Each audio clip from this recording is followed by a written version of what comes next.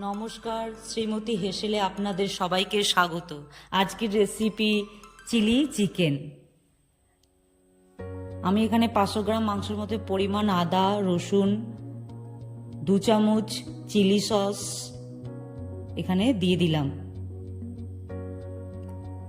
এরকম 2 চামচ আমি নেব এবার টমেটো সস, এটাও 2 চামচই দিলাম এর মধ্যে। এরপরে আমি দিচ্ছি সোয়া সস 1 চামচ আর একটু বেশি দিলাম। এরপরে গোলমরিচ গুঁড়ো, এখানে 1 চামচ গোলমরিচ গুঁড়ো আমি শিলেই গুঁড়িয়ে রেখেছিলাম। আর এটা হচ্ছে কর্নফ্লাওয়ার 1 চামচ, 1.5 চামচ মতন কর্নফ্লাওয়ার দিলাম। পরিমাণ মতন নুন দিলাম। এবার আমি সব কিছু ম্যারিনেট করে নেব মাংসটার সাথে। খুব ভালো করে মাখিয়ে নিয়েছি। দিয়ে এবার আমি কড়াইয়ের মধ্যে তেল গরম করে একে একে সব চিকেনের টুকরোগুলোকে ফ্রাই করে নেব।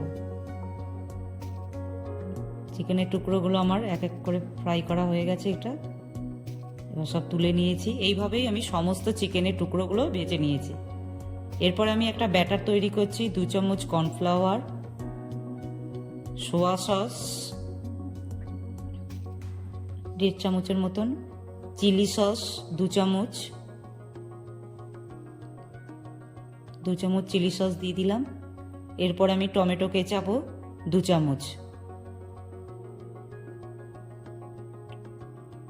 সমস্ত সস দেয়া হয়ে গেছে।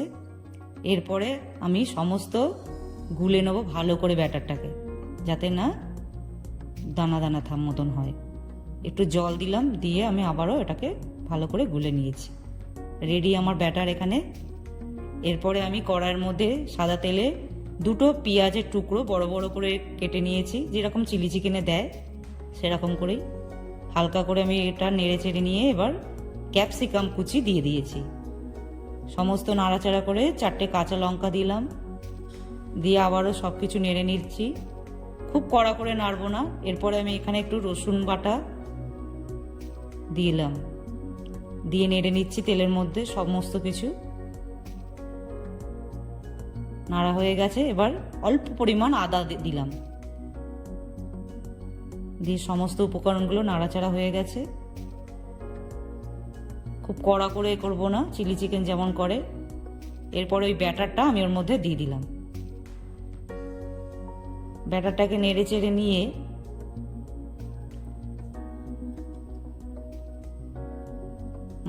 দিয়ে ওই ব্যাটারের বাটির মধ্যেই পরিমাণ মতন জল দিয়েছি। খুব পাতলাও করবো না, একটু গ্রেভি থাকবে যাতে মাংসের টুকরোগুলো ডুবে যায়, ওই পরিমাণ মতন জল দিয়েছি। এবার আমি চিকেনের ভাজা টুকরোগুলো ওই গ্রেভির মধ্যে সব দিয়ে দিলাম, দিয়ে একটু নাড়াচাড়া করে নিয়েছি। দিয়ে কিছুক্ষণ আমি ঢাকনা দিয়ে রাখলাম, মিনিট 5 মতন রাখবো, বেশি রাখবো না। দিয়ে আমি ঢাকনাটা খুলে দেখলাম আমার গ্রেভি রেডি। চিকেনের টুকরোগুলো ভালো মতন একটু নরম হয়ে গেছিল।